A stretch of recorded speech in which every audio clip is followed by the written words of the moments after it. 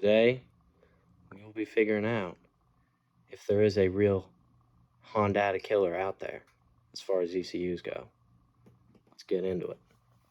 So, first things first, the car is on a P28 and kind of doesn't run the best. So, got a Haltech for it, gonna get her tuned. The reason I'm not going with Honda is because the ECU I have is like, I don't know, kind of a little junky. Like if you take the cover off and look inside, there's like burnt fuses and stuff. But we're just gonna put the old Haltech on her. People are saying it's the new best budget ECU. I wanted to get the 550, but they stopped making it, so got the 750. That's the best thing. Also got an exhaust here and other goodies inside, but we're gonna start with this thing. So first things first, I'm gonna take off the battery just so I can have more room in there, and then probably feed the wires through. Thinking for now, at least, I'm gonna have the CAN port inside, but we'll see how that goes. So I'll let you know when something comes up.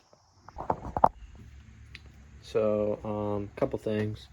Took the intake off because it was kind of in the way. Got the battery out, and I took the bracket out underneath it, and then just fed these two wires in here. This is the wideband, and this is a vacuum line that I'm gonna feed onto the one of these on the intake, and then that's gonna be that's gonna use the internal map sensor.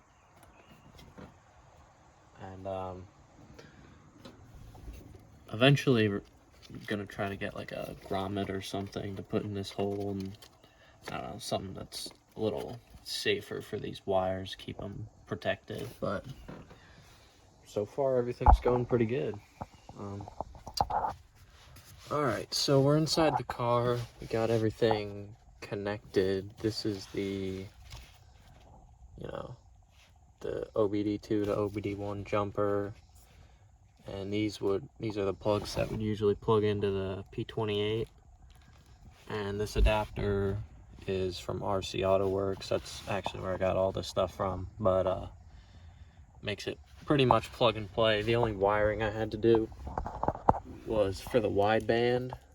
This is the plug that plugs into the cigarette lighter, so I just unplugged that, and I just spliced the power and ground off because you need a 12-volt signal. So I just took it off the cigarette lighter and just plug that back in up here. It's right on the other side of this, so just plug that in, and then those wires run into this connector, which is from the CAN hub. It goes in and wires it into the ECU. So yeah, hopefully that makes sense. But okay, so we're in the car, got the map loaded on. I just calibrated the TPS. It's telling me that the coolant temperature, it's telling me coolant temperature sensor operating max. Not really sure what it means by that. Maybe like the coolant temp is what the max of what the sensor can read, but the car's not even on, so I don't know how that works, but it seems like everything's ready to go. So I guess I'm gonna try to fire it up. You don't understand how scary this is to me, because I created this map, and I don't want to hurt the motor, but all right, here goes nothing.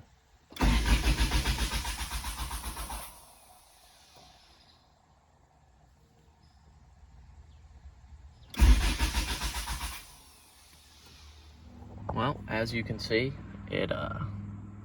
I did something wrong. It doesn't want to start. Not sure why. Very possible that it has something to do with the injectors.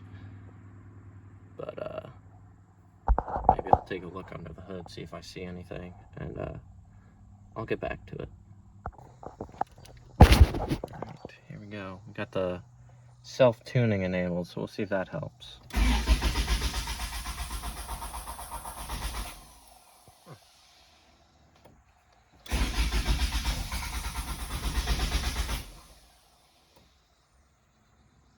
I could add what? Oh, prime it again.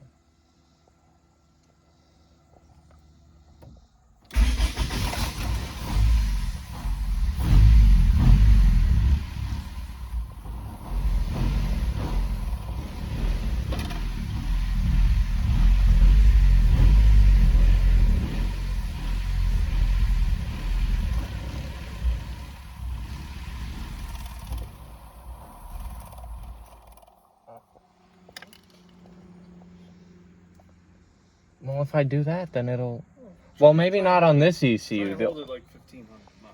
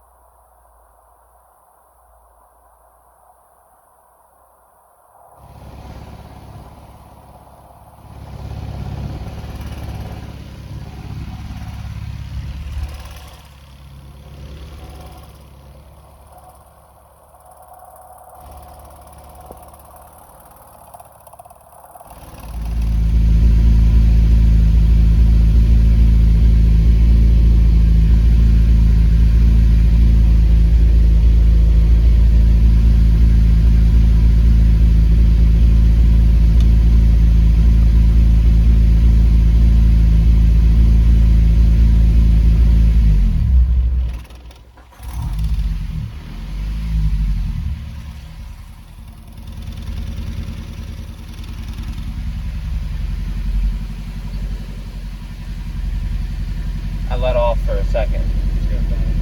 Yeah.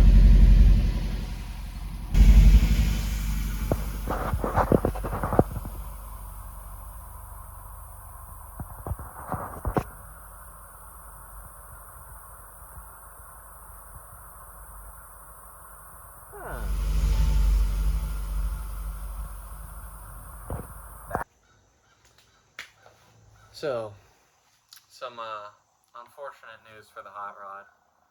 It is at the moment down for the count. Couple things. Just been experimenting with the Haltech. Playing with settings on fuel. I learned how to run the data logs, and the data logs that we captured were showing that the car was running super lean, like 20 air fuel. Map pressure was seeming maybe a little high. I'm not sure. Might just be normal. Let's see what else. The RPM for starting up, when the RPM raises up when the motor's cold and then slowly drops off as it warms up. All those things, like every table on the Haltech, they all overlap each other. So we made a discovery that the coolant temp sensor is not functioning properly. So we got a new sensor. We weren't sure if it had to do with the harness or the sensor, so we directly wired it into the ECU. Power and ground. We got a pigtail for the coolant temp sensor, and ran a power and ground right into the ECU, and works.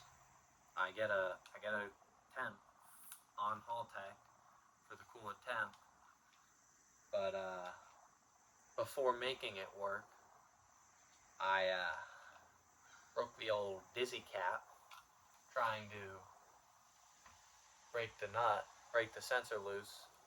I broke it loose, and then my hand slipped, and I smashed the ratchet into here, broke off 2 of these. So, gotta get another one of these. I ordered one, but it's just, you order something, then you figure out you need to order something else. It's just, stuff's taking a little longer than expected, so I figured I'd just make this as a bit of an update video. And yeah, so thanks for understanding. But yeah. The hot rod is, at the moment, down for the count. I think we'll figure it out, though. I think there's not too much left to do, but it's just kind of a waiting game. So I have another little different sort of video planned for you guys, and I think you'll enjoy it, especially if you're a Honda guy. You'll appreciate it. So guess I'll see you in the next one.